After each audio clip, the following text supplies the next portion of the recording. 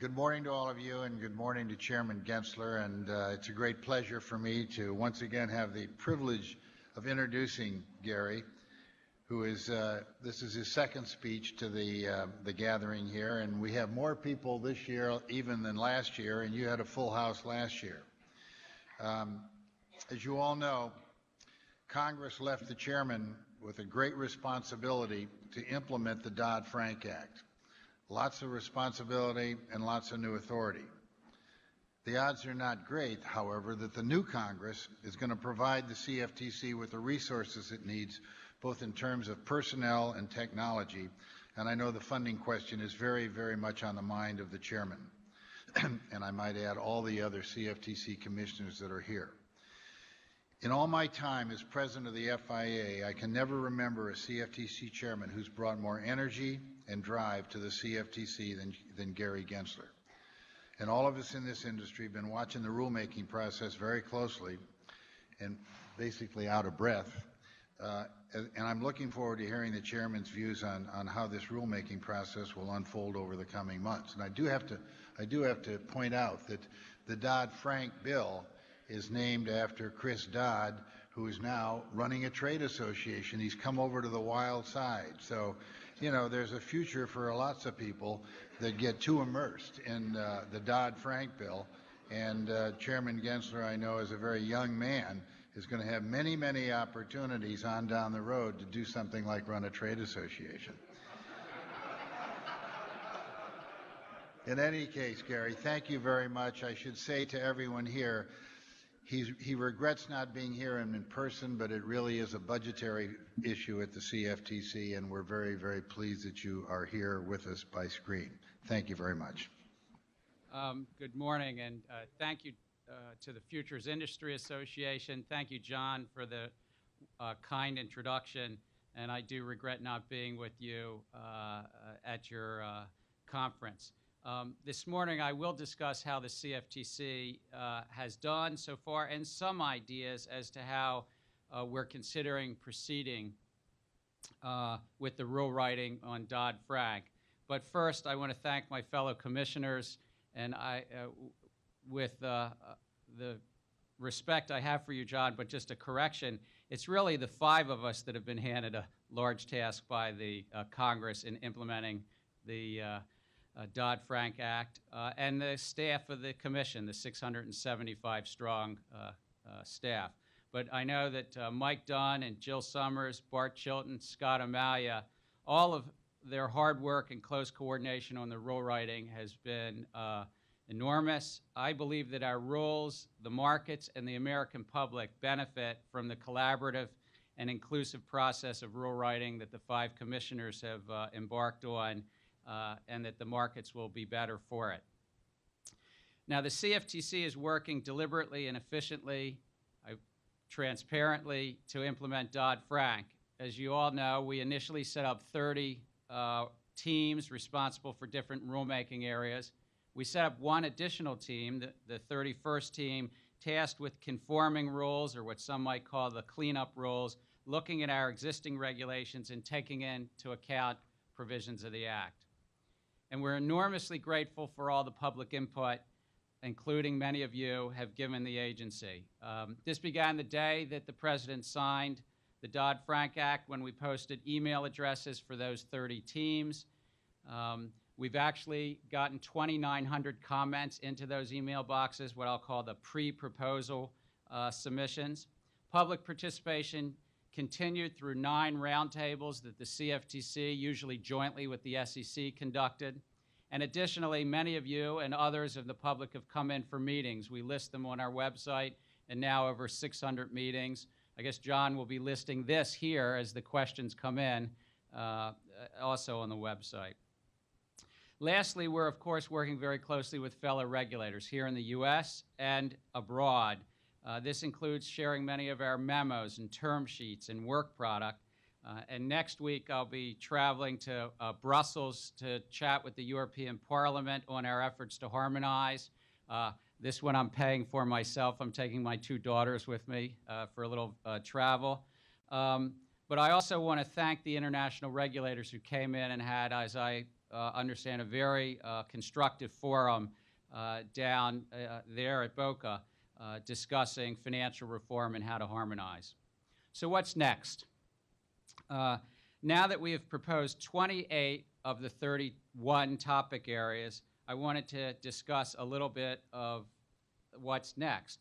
First, a little bit with regard to remaining proposals. We do have a handful to go.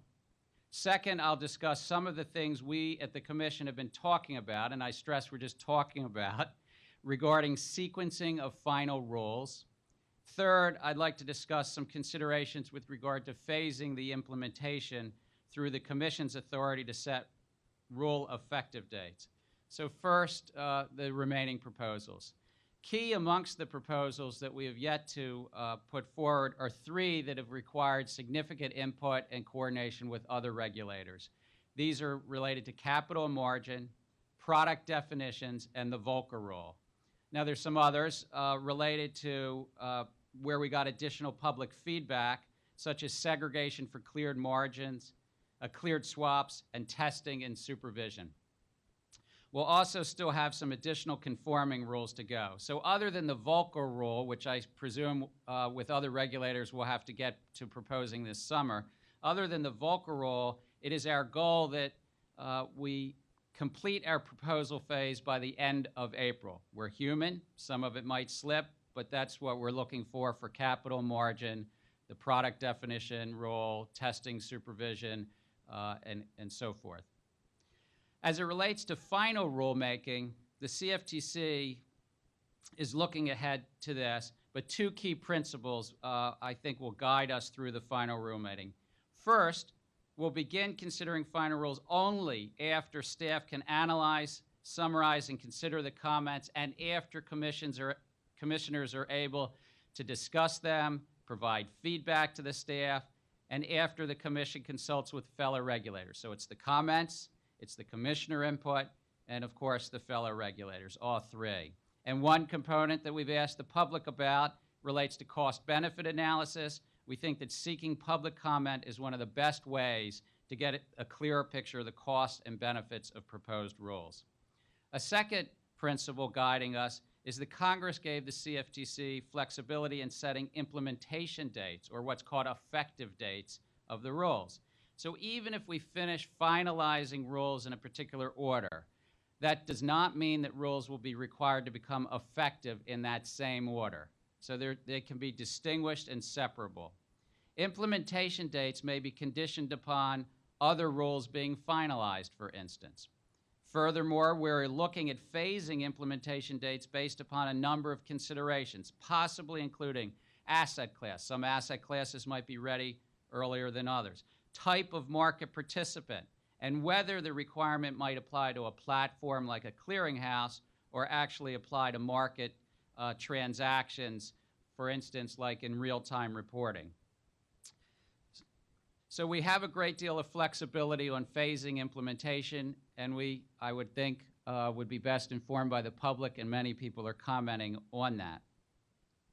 In terms of timing the finalization of rules amongst the staff and commissioners, we have been discussing dividing these proposals into three broad groups. For lack of a better term, let's just call them early, middle, and late. Maybe you all will have better words for these. But today I want to share with you some of my thoughts on how the rules could be divided. We're still consulting closely with each other amongst the Commission, how we group these final rules. They're bound to shift within these groups, but I'd like to just get the dialogue going, and your feedback is greatly appreciated as well. So we're hoping to take up an early group of final rules in the spring. We don't have any final rules planned currently in April, but in this spring, and in no particular order, this group may include the entity definition rule and associated registration for swap dealers and major swap participants. Why? Because it's been raised by many of you and others in the market that it's important to do this in the early phase. That would be entity definition and registration. Second, there are two process rules that we've discussed finalizing early. These relate to the process for mandatory clearing and what's called Part 40 for rule submissions from clearinghouses and exchanges. Again, other things sort of rely and come after that, and we thought maybe we should include that early. Third, we're discussing finalizing large trader reporting rules early, as it's important for the CFTC to accomplish its surveillance and position limit initiatives. It gives us data. Fourth, we're looking to consider some of the enforcement rules, such as whistleblower, which had a 270-day time clock on it, and anti-manipulation rules.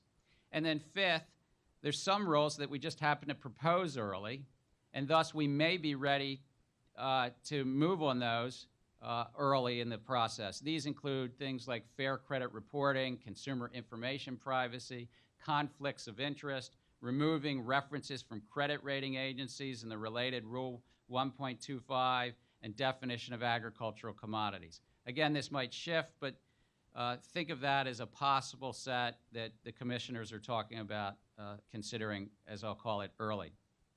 A possible middle group, beyond the rules that we've just talked about, there's actually 4 broad clusters and a number of individual rules. And not trying to go through each one of them, but the 4 clusters relate to, first, clearinghouses, the risk management, participant eligibility, record keeping, so forth. A second cluster relates to business conduct, both internal business conduct and external business conduct rules, the documentation, confirmation, and sales practices and the like. A third cluster relates to data, the swap data repositories and the data that has to be reported to them. And a fourth cluster relates to the trading markets themselves, the platforms, the core principles on contract markets, SEFs, or swap execution facilities, real-time reporting, and related to all of this, foreign boards of trade. So there's 4 clusters there, but beyond that, there are a number of individual rules: agricultural swaps, governance, segregation of uncleared swaps, but possibly the one that we will get the most comments on is position limits. When we re-proposed position limits last January of 2010, we got 8,200 comments on that rule. The public comment period for the reissued position limits closes March 28th, and yet we've already received 3,500 public comments, and we have a couple of weeks to go. We've received comments from interested parties ranging from contract markets, from commercial end users, and even somebody purporting to be Charlie Sheen. Now, we did remove that one from the comment file, but it's safe to say that a lot of interest in this rulemaking. To put some of it in perspective, we received about 170 comments on the entity definition rule.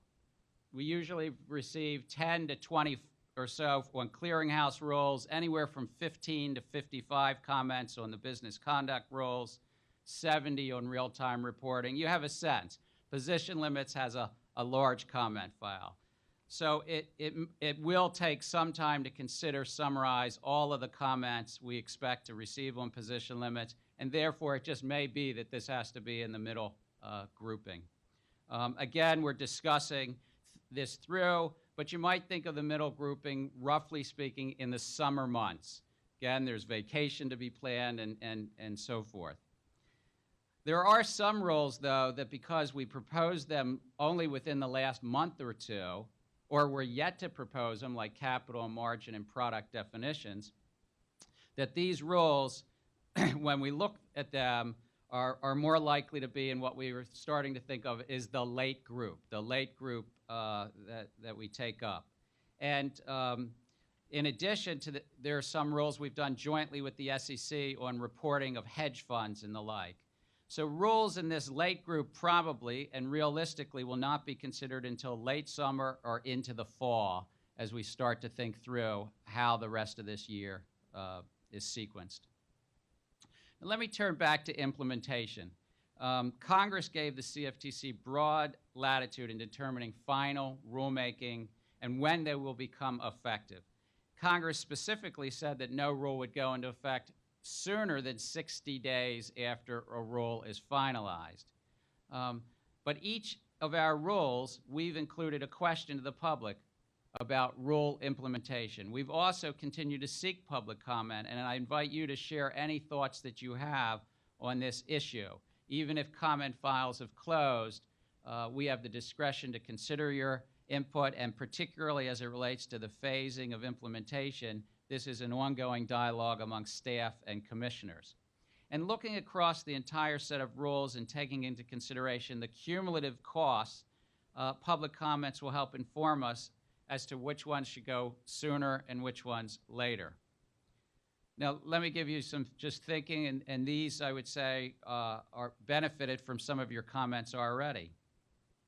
Some of the things that are in the statute already phase the implementation. Let me highlight one. It's called mandatory clearing, that you know. The Dodd-Frank Act says very clearly that before any swap can be subject to a clearing requirement or mandate, it has to be submitted by the clearinghouse to the CFTC for consideration.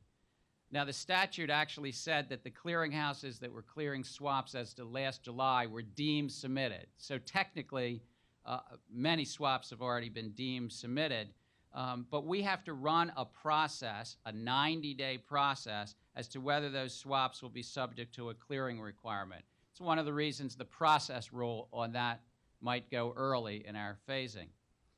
So that 90-day period, which has to include 30 days of public comment, is not likely to start until well into the summer, and whatever 90-day process would run, whether it be on interest rate swaps or other swaps, is not likely to be completed until at least into the fall and possibly later. So our review on that has to take effect before there's any clearing mandate, and certainly before there's any trading mandate. So this is an example how the statute is phasing implementation right in the statute. If we were to finalize the clearing rules, though, and as I say, even if we finish the 90-day process in the fall, the Commission has flexibility as to the clearing mandate effective date. For instance, we could consider whether implementation date of such a mandate might be phased by asset class or by the type of market participant. Similarly, any trading mandate would only be effective after there's a clearing mandate. So we look forward to your comments on this. Before I close, John was kind enough to talk about resources, and I'll do the same just for a moment. Just to put some things into context, we just this past year got back to the size we were in the early 1990s. We have about 675 people at the CFTC, and as some as you may remember, in the early 90s, we peaked at 634 folks. And what happened after that? For most of the 90s, we stayed around in the high 500s to 600, but by 2007 and 2008, we have been shrunk 25% to 440. Second, as you know, the futures market has grown significantly since the 1990s by various estimates, about fourfold in the last 10 years, probably 5 to 7-fold since the mid-90s. And of course, it's moved electronic and volumes and complexity have increased. Third, the Dodd-Frank Act tasks us with taking on a market about 7 times the size of the futures market. The futures market total notional amount at December 31st, $36 billion here in the U.S. The swaps market, the top 25 bank holding companies, $277 trillion. We'll share some of that with the SEC, but a vast portion of that, interest rate swaps, commodity swaps, and the like, will be over here at the CFTC. So we're currently operating under a continuing resolution, which means that our budget was kept at the same level as last year, about $168 million. The CFTC's resources, as John noted, are primarily used for staff and technology. We don't have grant money to sort of pull back on. And we do need both. We need staff and we need technology. And unfortunately, this year, under a continuing resolution, to help avoid furloughs and so forth, we've made some very tough choices, ones that I don't particularly think are good for the long term of cutting back on technology. Our very small technology budget of only $31 million is even smaller this year, towards $20 million. We've also not been able to grow to prepare to take on the oversight of the swaps market. The president had proposed a budget of $261 million for this fiscal year. The president further proposes $308 million for next fiscal year, an increase of about 45% in people, but a doubling of technology to $66 million, because we think technology is so critical to be efficient, but also to take the data in from the swap data repositories and the futures markets and aggregate it so we can be an effective regulator. Our current funding of $169 million is simply not sufficient for the CFTC expanded mission to oversee both futures and swaps. And though we are working very closely with the NFA, and we appreciate all that they're doing, and they are talking with us about taking on responsibilities as they can, including related to registering and examination of swap dealers, we'll still need significant resources to properly oversee both the futures and swaps markets.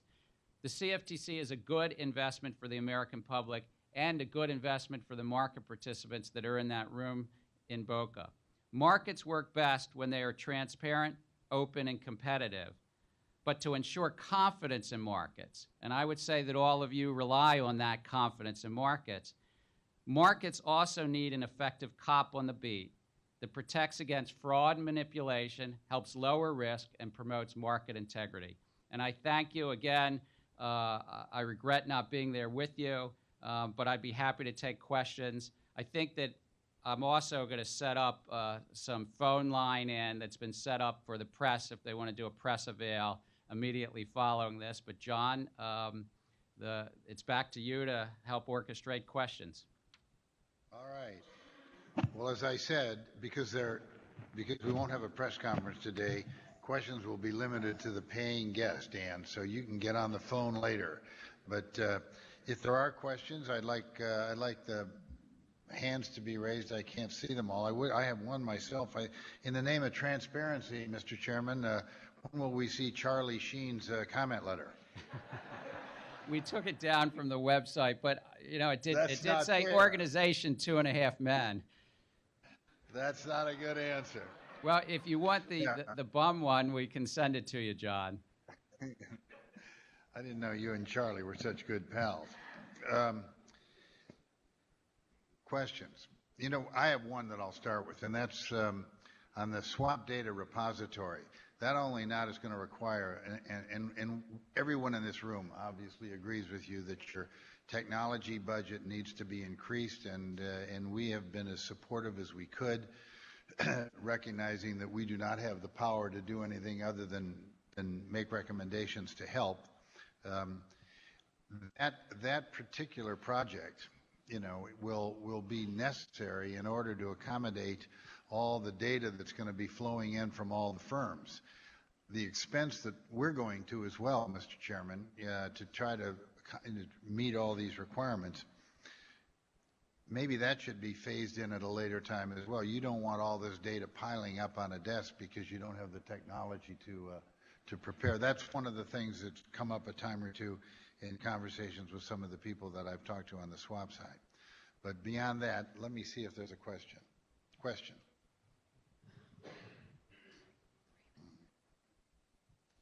Hi, Roger Freeman, Barclays.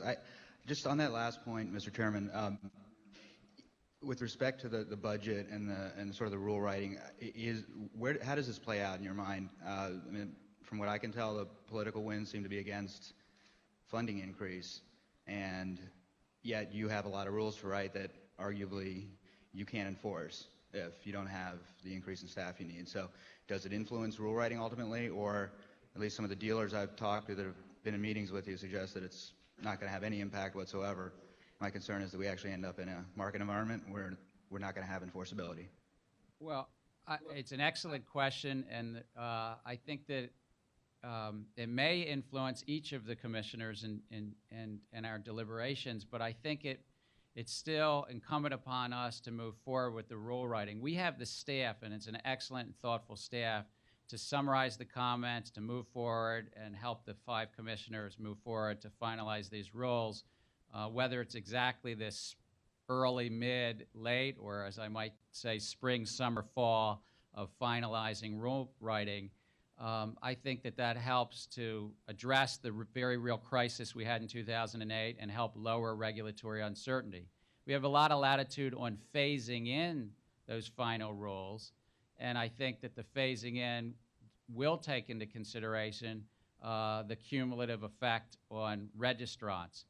But to your point, I do think that we could get to a point if we stayed at this $168 million level, or worse, if we were cut from the $168 million level, where the rules would be in effect, but you would not have an effective regulator to police for fraud and manipulation, and frankly instill and ensure confidence in the markets that so many American companies and investors and hedgers rely upon.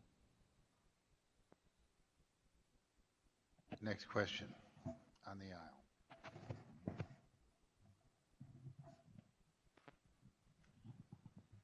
Hi, Diane Genova, J.P. Morgan.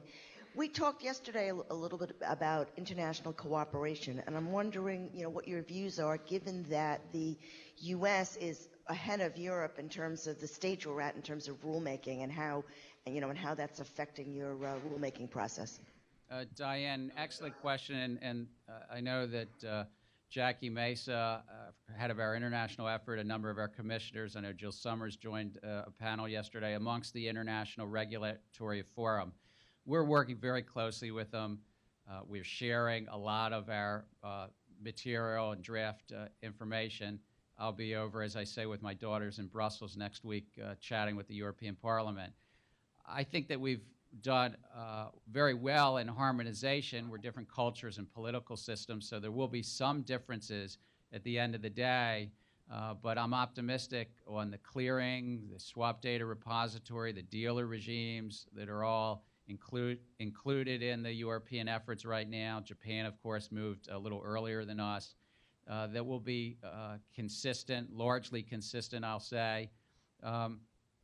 On trading facilities and platforms, Europe is also taking up what's called the MiFID review, and we have a continuing dialogue in that regard. So I think there's been very good coordination amongst the G20 nations, and particularly between Europe and here.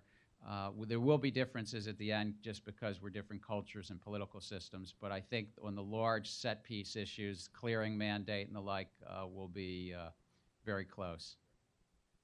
I would also add, we're also talking to international regulators. It's one of the things I'm going to do next week, actually going down to Paris to talk to the new regulators there in the securities and derivatives markets about memorandums of understanding. We've had a long history at the CFTC of mutual recognition and working with international regulators, and we've laid out internally a number of countries and international regulators that we want to add to our memorandums of understanding in London, in Brussels, in Paris, in Canada, and in Asia, and so forth.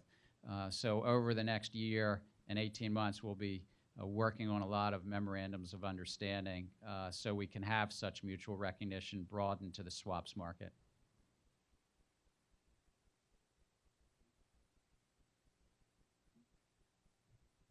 Question. Chairman Gensler, Rich Repetto, San O'Neill. My question is, the political climate has changed. We got a new House Finance Committee head. We got a new Senate Ag Committee. So what flexibility have you been? I applaud you on the transparency of the plan, but what flexibility, or do you see a need for flexibility as they start to dig in and oversee the implementation of Dodd-Frank? I think that the oversight, congressional oversight, is welcome and very helpful. It's how our great nation comes together. So it's part of the public feedback in the rule writing itself.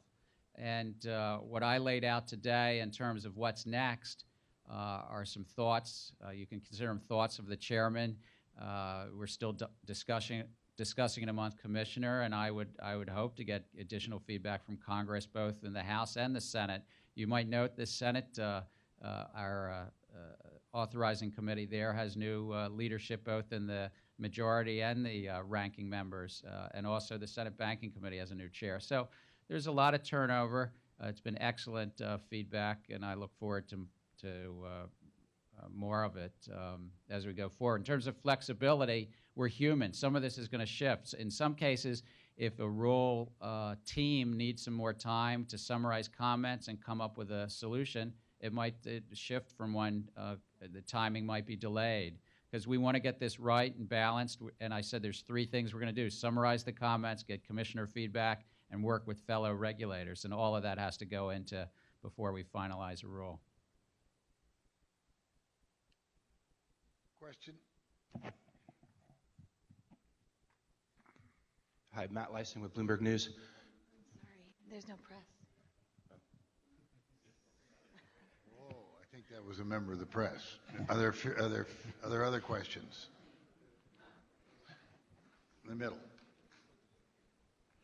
Len, I believe, isn't it? While you're getting the microphone, Mr. Chairman, I want to thank you for, number one, your accessibility, and I say that to you and the other commissioners. We very much appreciate your willingness to meet with us any time we call up and we want to come over. It seems like you've been very willing to do that, and that's made the process, I think, go more smoothly than it otherwise might. No, I thank you. John, if you look, the camera is actually this way. You don't have to look back to see me. No, you. I backed my head. Yeah, thanks. All that hair. Yeah, I don't have that hair, John. I know. Took a lot of plugs, me and Joe Biden. I'm not going to comment on that. Good morning, Chairman Gensler. How will you ensure the transparency and the fact that they will not turn into internalization engines of the various swap execution facilities?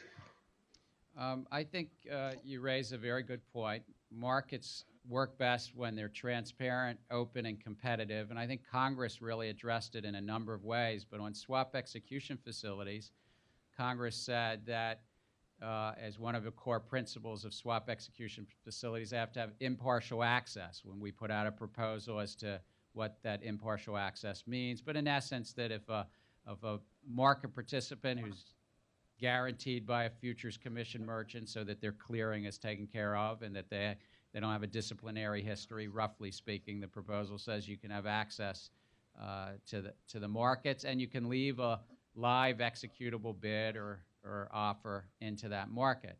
We also allowed for a request for quote model as well, so market participants would have a lot of choice and variation. And of course, for block trades, there would be variation as well. So I think that Congress addressed that, but you're absolutely right that that we, in our rule writing, have to ensure that we comply with the mandate from Congress that these things be impartial access and that they be transparent. There's post-trade transparency. Congress said every transaction has real-time reporting, some of it delayed because it's a block, but if it's not a block, as soon as technologically practicable.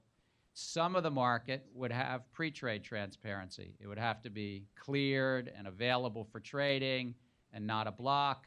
So it's only a smaller portion of the market, but that portion of the market that is cleared, available for trading, and not a block, we put out proposals, and we had a lot of comments that came in on the swap execution facility rulemaking that we'll sort through. That rulemaking, I think, comment period just closed about a week ago.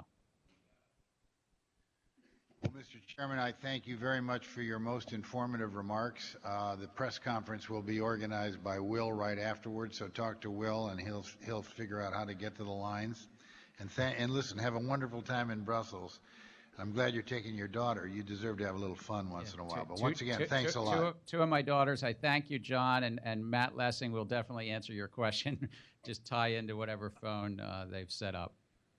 All right. With that, Mr. Chairman, thank you.